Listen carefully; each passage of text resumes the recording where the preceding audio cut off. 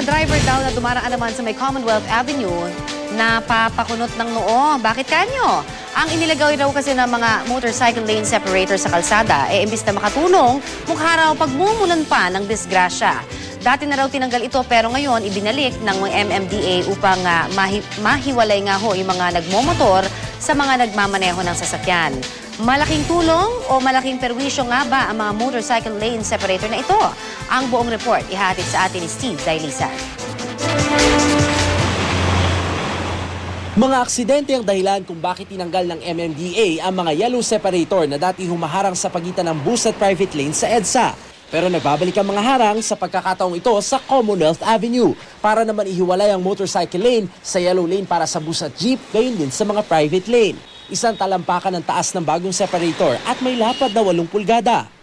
1 foot ang inilagay namin para hindi siya talunin ng mga bus, mga utilities na kung medyo mas mababa yan, pwede nilang gawing, pwede silang tumawid.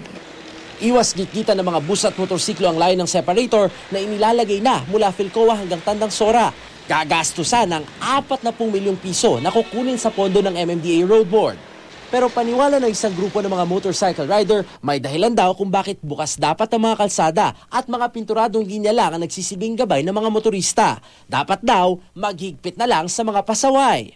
Animoy koral din ang turing dito ng ilang kong nakausap na tsuper ng jeep at AUV. Babagal ang kanilang takbo kaya aksaya raw ito sa gas bukod pa sa delikado. Bagal talaga yun kasi may ipong kami doon sa may sulok eh. Hindi na kami makakapunta rito. Delikado pa yun. Pag hindi napansin ng iba, didisgrasya pa. Kaka-aksidente po yun. Dahil yung mga barrier rin, minsan kasi nalilito yung iba dyan, lalo sa gabi. Merong overtaking lane tayo eh. So kung ayaw nilang huminto doon sa mga sakay at saka babaan nung bus at saka jeep, pwede silang mag-overtake. So tingin ko, hindi magiging dahilan to para bumagal ang takbo nila. Ginagawa lang to para mabawasan ng aksidente. Bukod sa signages at reflectorized paint, lalagyan din daw nitong tinatawag na bollard, yung ibabaw ng concrete separator para aksidente man na ito'y marampahan ng mga sasakyan. Pag tinamaan, babalik lang. Mas minimal daw ang impact ng disgrasya. Siniguro ng MMDA at DPWH na lalagyan ng sapat na karatulang separator para di lumampas o magpaikot-ikot ang mga pampribadong motoristang papunta sa mga establishmento. At kaugnay po ng mga inirereklamo ng mga driver na motorcycle lane separator ng MMDA na lubha raw mapanganib, ay makakausap natin si MMDA Chairman Attorney Francis Tolentino. Chairman, magandang hapon po. Magandang hapon po, Ivan at Connie. Magandang hapon po sa inyo mga viewers. Apo, Chairman, may mga umaalma ho dun sa motorcycle lane separators natin. May mga nakukuha na po kayong feedback tungkol dito. Baguhin ko po yung concept. Mukhang nagkamali po. Hindi po motorcycle lane separators yun. Okay. Bus separators po yun. Yun po, bus po yun. Hindi to, the idea is not to separate the motorcycle. Okay. But para sa to bus separate the buses. To prevent or reduce accidents.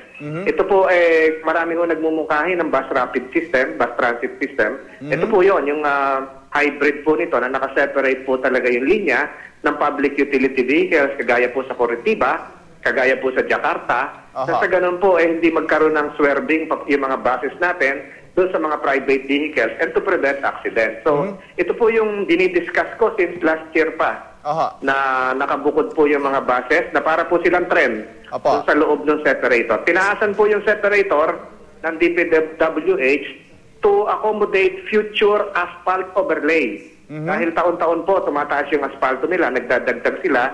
Kaya medyo tinaasan po nila ito ngayon dahil sa mga darating na taon mag-asphalt overlay sila. Tataas po yan, bababa po yung separator na tinatawag. Pero ulitin ko po, hindi po ito motorcycle separator. Okay. Ito po ay hybrid ng BRT to separate the public utility vehicles from the mainstream private vehicles. Noted, Chairman. Ito ho, needless to say, dumaan ho sa pag-aaral and it has been shown to work in other countries. Tama po ba? Yes. Napakahaba po ng proseso nito. There were studies, we can show the studies, and this is being implemented right now in Curitiba, in Colombia. This is being implemented in Bogota. This is being implemented in Jakarta. This is being implemented in Malaysia. At balak din pong i-implement po ito sa Metro Cebu. Yes, sir, Chairman. Magandang Opo. hapon po sa inyo, si Connie po ito. Magandang hapon po, Connie. Yes, Chairman, kasi ho, ang naririnig lang namin komento, dahil dun sa, meron bukod po dun sa mga mas matataas na sinasabi yung nakaharap dun sa mga motorista natin, meron hong nagiging delikado doon sa, parang tinaas lang yata ng ilang levels lang after that, no? Ano ho ang ating gagawin? Dahil doon daw madalas, hindi na napapansin at na doon nagkaka-aksidente. Ayusin po lahat yan bago ang final na pagtatapos po niyan ay June. So bago naman po buksan niyan, yung separate lane na yan. Ito po first in Philippine road history kasi ito, kaya hindi sanay ho yung iba. Wala ho talaga nakakita pa nito, mapera na lang yung nakapunta doon sa mga lugar Yes, na sir. binanggit ko. Natural lang po may magrereklamo dahil hindi nila Actually, alam po kung ano yung goal nito. Yes, Chairman, I understand. Pero dun sa video rin kasi, kung hindi ho talaga sanay na yung isang motorista at napadaan doon at biglang may ganoon na wala hong early warning device dun sa ibang parte, Ayusin po yan. delikado po. Ganito po kasi, Cory, hindi pa ho tapos. Pero kung hindi pa ho tapos, di ba dapat oo. maglagay muna tayo ng mga early warning device? Iaano po natin, i-alert po natin ng DPWH. Yun Ang po, DPWH po ang nagko-construct niyan. So, yung contractor po nila, kagaya po sa San Andres Bridge, dapat po may mga warning signs po. Tama po kayo. Yes, sir. Kailan ho natin inaasahan kaya? Kasi marami na hong may mga minor Patatawagan po accidents, natin di ba? dalawa pong issue ito, yung safety concerns while construction is going on, Right. and the final output. So yung final output po talagang dumaan sa proseso po yan.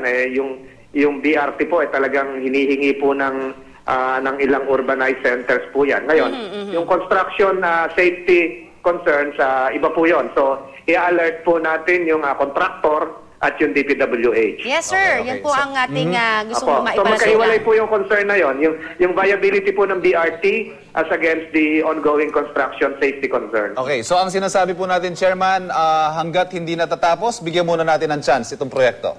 Apo, wala pong pagkakaiba yan sa mga bago nakikita ng ating mga kababayan. Natural lang po magreklamo po yung iba. Okay, ako I will reserve comment until makita kong tapos Ako, yan. actually, Kasi ang, yes, oo. ang nirereklamo po ko dati, ang dami ko namamatay sa Commonwealth, Tama, yung oo. mga bus. Ngayon, Ginagawa na i-separate ngayon, na natin yung bus.